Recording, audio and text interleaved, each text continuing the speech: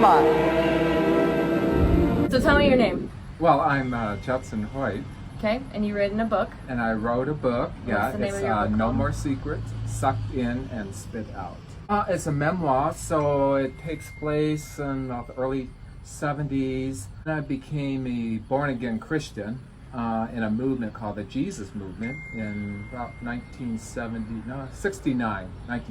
around there. I just got involved with the church a lot. And Okay, so when you say the Jesus movement, describe what the Jesus movement is. Well, the Jesus movement was like what they consider like a youth revival that was happening in the culture of the day.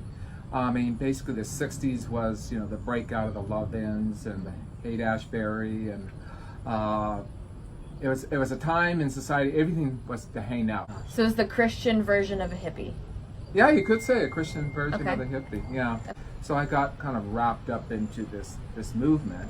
Kind of unusual because church was just more formal at the time, using hymnals, organ, and choir. But at that time it was just kind of a loose type service using folk type music, guitar, and people came to church and just dressed as they were. You didn't have to wear coats and ties, and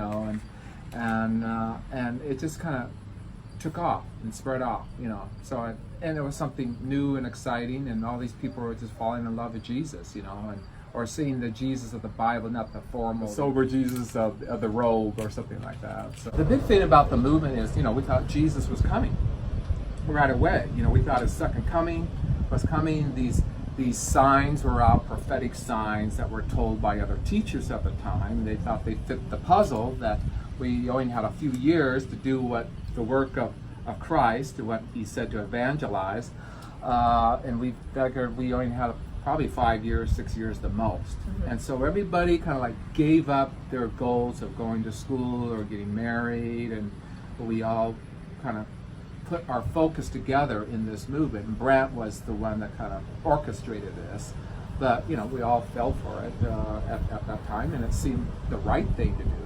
You couldn't have children, unless you brought the children in and they were going to be part of this movement, It was one of the fastest youth growth spurts in the Southern California area at the time.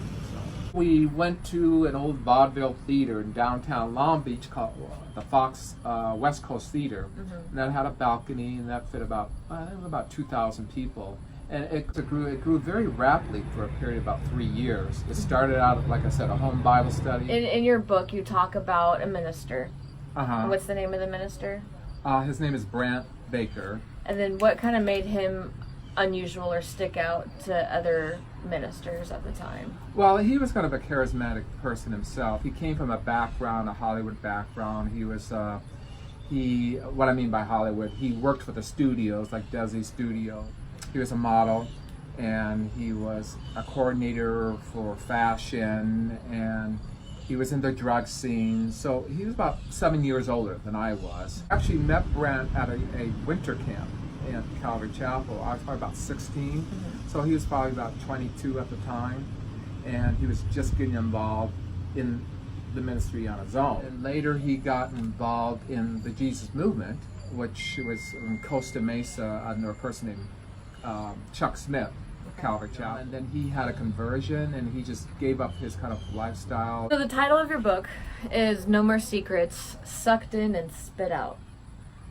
Pretty forceful title. The reason why I sucked in and spit out, I think, mainly is, kind of sucked into this movement and what was being said and what was being taught.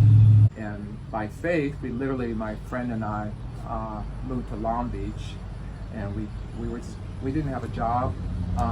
We just took what stuff we had in our back or the car that he had, and we had a little bit of money saved up. I was working for a flower shop, and we took it from there.